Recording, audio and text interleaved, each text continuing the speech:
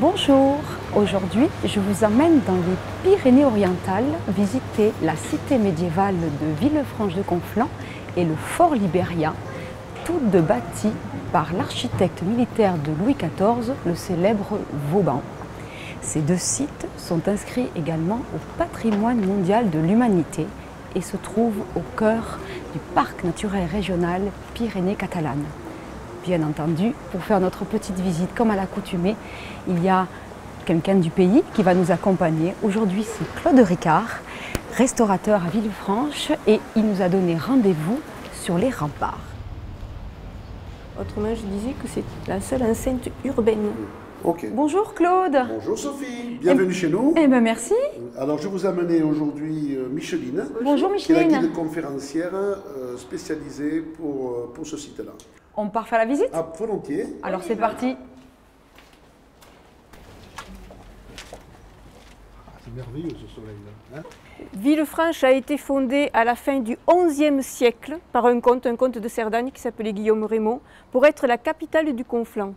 Et dès la fondation, Villefranche est fortifiée. Mais ce qu'on voit aujourd'hui quand on arrive à Villefranche, c'est plutôt l'œuvre de l'ingénieur de Louis XIV, Vauban. Et depuis juillet 2008, les fortifications de Vauban sont inscrites sur la liste du patrimoine mondial de l'UNESCO. Sur les quelques 160 sites qu'il a fait fortifier à travers toutes les frontières françaises, 12 ont été sélectionnés et dedans il y a Villefranche-de-Conflans et Montlouis.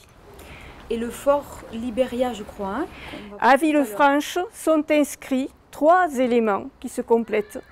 Les remparts que nous allons parcourir, l'enceinte urbaine, le fort qui domine Villefranche et une grotte fortifiée. Claude, les familles peuvent faire tout le tour de la ville Absolument. par les remparts.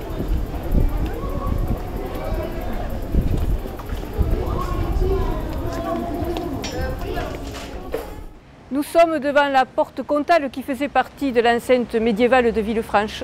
Et je suis désolée Sophie, je dois vous quitter parce que j'ai des visites qui m'attendent.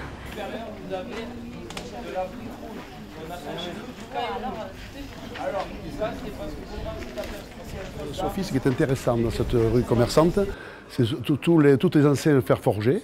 Et c'est une vraie rue artisanale. Il y a des vrais artisans, notamment de pierres lapidaires, de bijouterie, de cuir, etc., etc. Donc c'est vraiment une rue commerçante, mais surtout artisanale. Alors tu vois, on arrive là juste à l'entrée, le pont Saint-Pierre, qui est l'entrée du tunnel, qui traverse le chemin de fer, et qui est l'entrée du tunnel des 1000 marches, qui relie le château Fort Libéria à la ville de Villefranche. Ceux qui ne veulent pas monter par le souterrain des 1000 marches peuvent avoir accès au fort d'une autre façon. Il y a des navettes qui partent à partir de la porte comtale. Hein? Tu n'es pas fatigué, ça va? Si. Voilà. Et donc on va arriver au fort Libéria, au cœur, et je vais te présenter Joël Ménet, qui est le gestionnaire de Fort Libéria.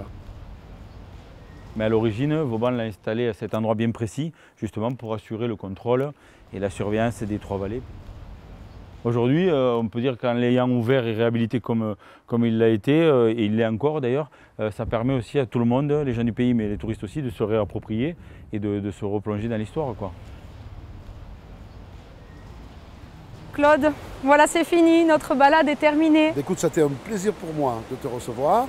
Et vous pouvez continuer votre périple en prenant par exemple le petit train jaune qui sillonne tout le parc naturel régional Pyrénées-Catalanes, et vous pouvez faire une halte à Montlouis, autre cité Vauban inscrite au patrimoine mondial de l'UNESCO.